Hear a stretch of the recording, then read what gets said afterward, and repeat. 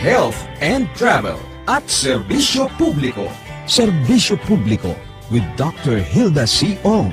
Ang programang tunay na serbisyo publiko na nakaka-touch ng puso.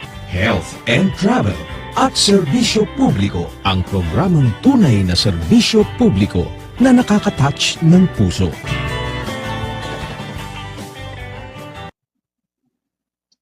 Patuloy kayong nakasubaybay sa ating programang Health and Travel at Serbisyo Publiko kasama iyong Agaran Serbisyo Lady, Dr. Hilda Og, dito sa DWBL 1242 kHz, ang radyo ng Serbisyo Publiko.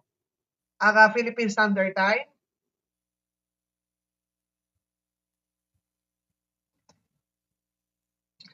ay ganap ng 9:37 ng umaga, hatid sa atin ng Pag-ibig Fan, tapat na serbisyo mula sa puso.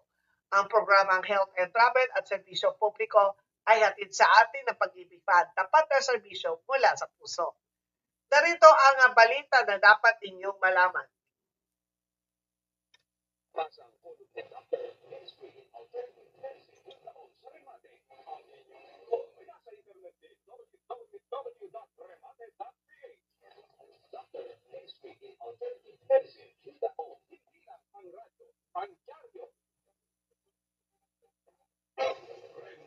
Ang Diaryo ng Masa, Remate Online, www.remate.ph, ang nagawang pahingan ng lumot-lumot.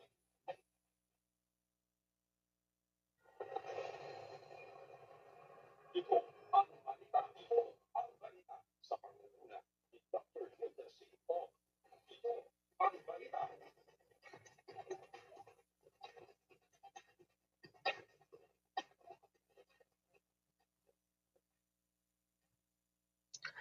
Ito ang balita, anti-hospital detention bill inaprubahan ng Senado, utang sa ospital. Hindi dapat dahilan para ikulong ang pasyente. Isang mahalagang hakbang para sa proteksyon ng mga pasyente kapos sa pera ang ginawa ng Senado matapos nitong aprubahan sa ikatlong asa at pagpasa ng Senate Bill number 1511 o Strengthening the Protection of Patients Against Hospital Detention. Nakakuha ng panukala ng boto na 18 pabor, walang tutol at isang abstention na naglalayong palakasin ang proteksyon laban sa tinatawag na hospital detention kasi ito ang nagiging problema sa mga pasyente kapag wala silang pera na mabayaran ng buo ang ospital. Kasi sa panahon ngayon, mahirap po magkasakit kasi magugulat ka na lamang na ang laki-laki na po ang babayaran po ninyo. Kumbaga sa ang mga naipon po ninyo at panggamit po ninyo sa ospital, minsan kulang pa. Kaya ito ang nagiging problema. Kaya ang hospital detention, kung pag sinabi mo hospital detention, ito ang sitwasyon kung saan hindi makaalis ang isang pasyente sa ospital o klinika dahil hindi nito kayang bayaran ng buo ang medical bill. So yun ang tinatawag na hospital detention. Pinangunahan ni Senadorang Risa Ontiveros ang pagsusulong ng panukala at binigyan din na hindi binubura ang anumang lehitimong utang ng pasyente. Hindi porke na pinirma ng Senado na pinagbabawal ang hospital detention, pero hindi rin ibig sabihin na buburahin na yung utang ninyo sa ospital. Sa halip para sa mga pasyente, mapapatunayan walang sapat na kakayahan pinansyal, maaaring gumamit ng promissory note upang maproseso ang kanilang discharge. Maaaring itong suportahan ng mga mekanismo itinatahana sa panukala. Kabilang ang mortgage kung meron kayong titulo, yun ang pang-mortgage po ninyo. Kung depende po sa amount ng iyong bills sa hospital bill po ninyo. Yung iba naman, yung mortgage ang kanilang sasakyan, yung kanilang ORCR. Tapos contract of guarantee, deed of assignment ng Social Security System o Government Service Insurance System.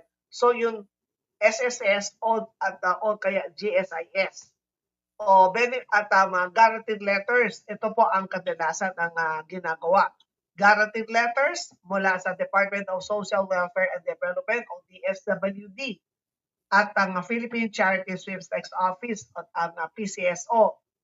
Malagang punto ito dahil ang panukala ay hindi nagbibigay ng blanket exemption sa pagbabayad ng hospital bills. Yan ang sinasabi ko sa inyo na hindi porke na napirma na po itong batas na pinagbabawal ng hospital detention, pero hindi rin sinasabi na exempted na po kayo na, kapag hindi na ninyo kailangan bayaran ang iyong utang. Kailangan dumaan sa assessment at endorsement ang kwalipikadong indigent of financially incapacitated patient at kailangan din makaroon ng sapat na garantiya mula sa kinaukulang ahensya. Bukod sa pagbabawal sa hindi makatarungan pagpigil sa pasyente, naglalagay din ang SB number 1511 ng mas mahigpit na requirement sa transparency ng hospital charges.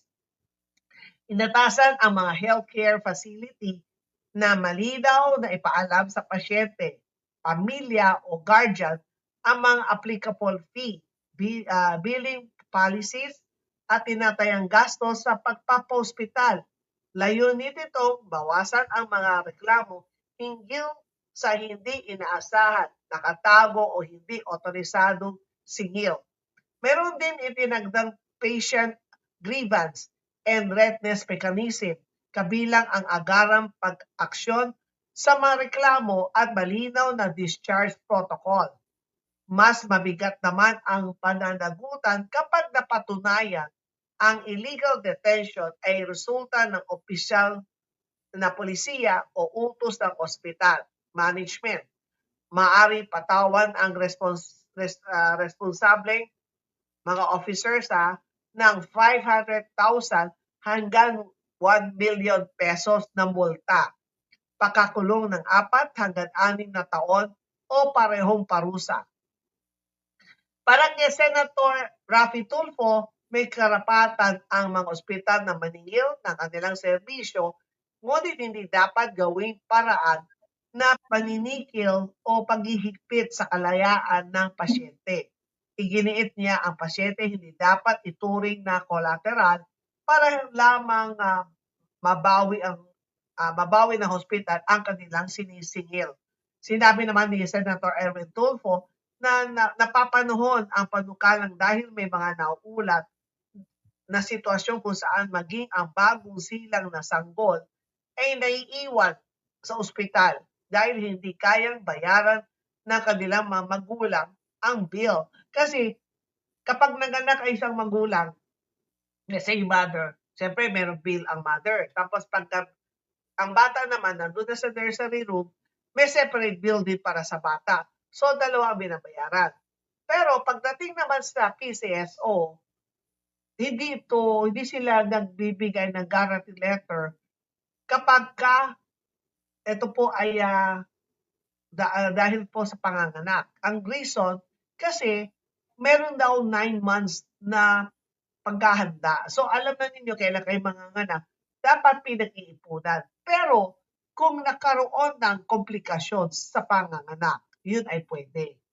Kasi dati nandun din po ako, dati consultant po ako ng PCSO, may lumalapit pangbayad po sa hospital bill ng sa panganganak niya.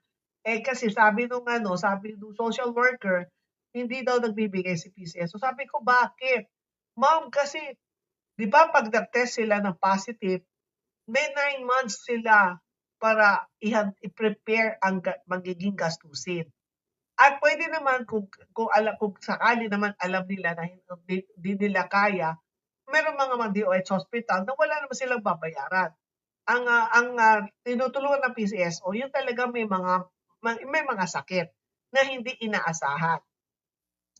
Meron ding mga kaso kung saan hindi kaagad na ilalabas ang labi ng namatay. Ito po ay totoo po to.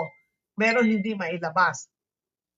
Dahil sa hindi pa nababayaran hospital expenses, isang sitwasyon nais din tugunan ng mas matibay na proteksyon.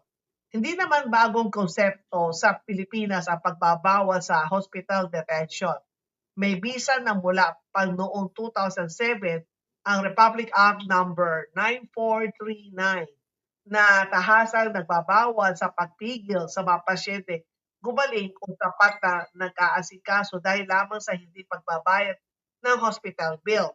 Ang linsunod dito, maaaring payagan ang financially incapable na pasyente na makakaalis matapos magsagawa ng promissory note para sa natitirang obligasyon. Meron ng mga batas na nagpoprotekta sa mga pasyente sa ibang sitwasyon. Halimbawa, alinsunod sa RA number 8344 na pinalakas ng RA 10932, bawal sa emergency o serious cases ang paghingi ng deposito o advance payment bilang kondisyon bago bigyan ng kinakailangan initial medical treatment at support.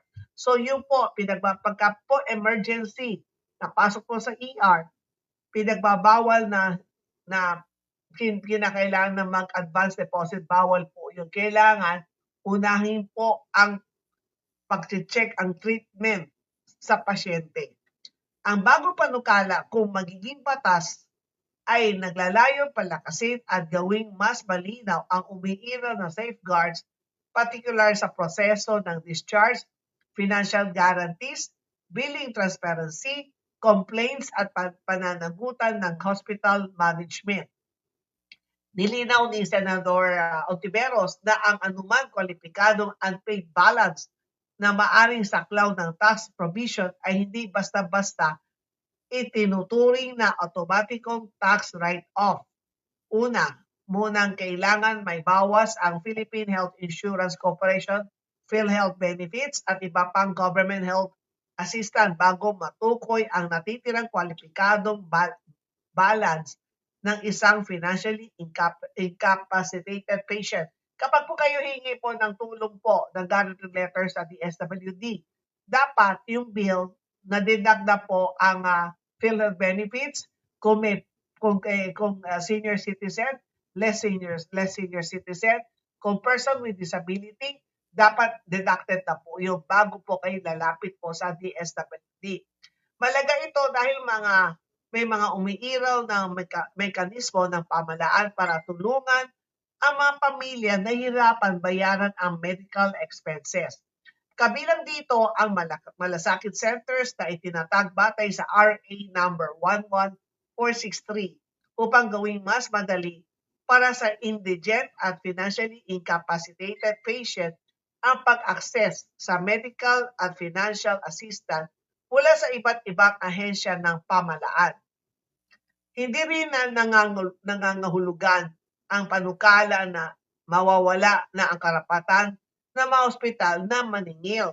Sa halip, sinusubukan nitong paghiwalayin ang dalawang bagay, ang karapatan ng ospital na babayaran at karapatan ng pasyente sa kalayaan kapag tapos na ang kinakailangan confinement.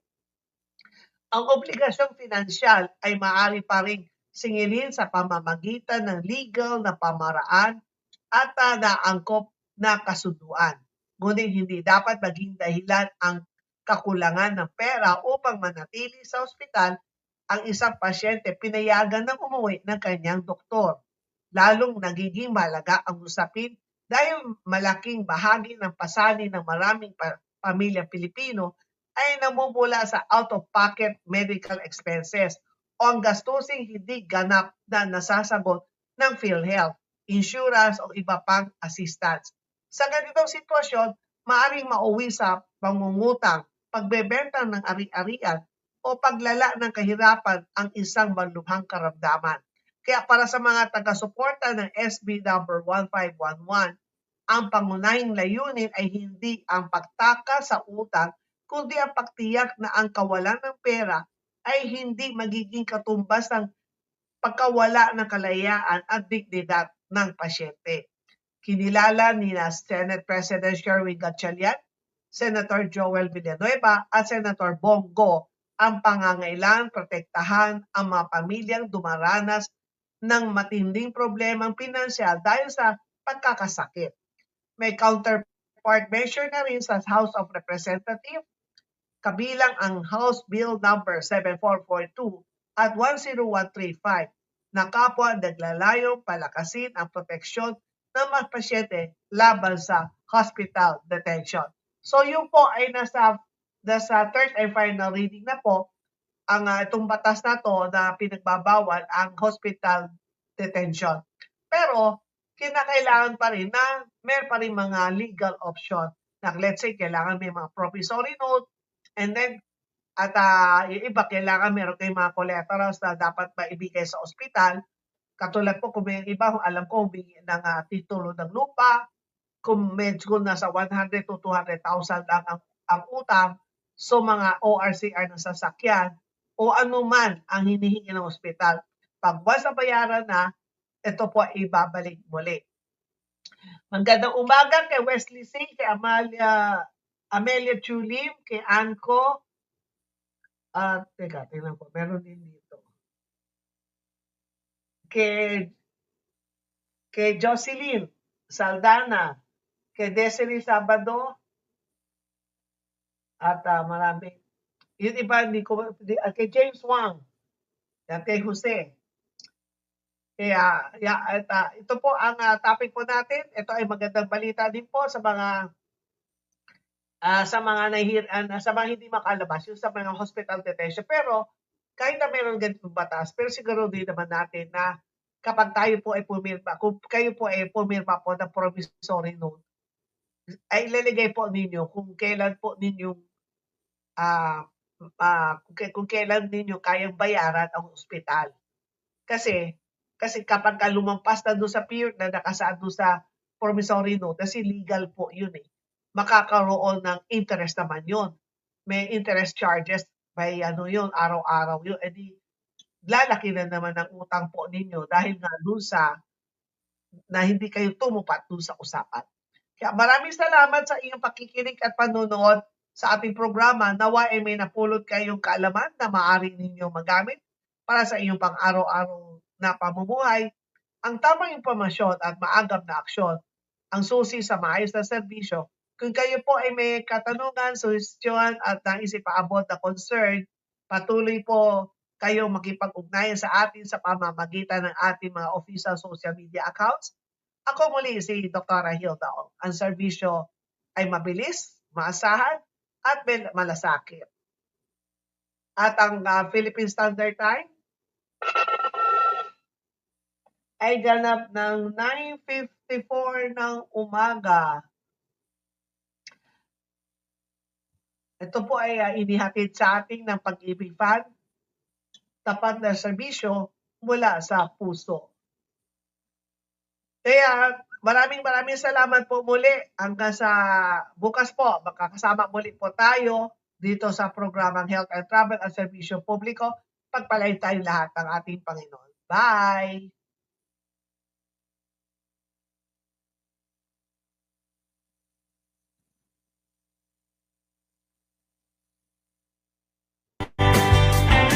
Health and Travel at Serbisyo Publiko.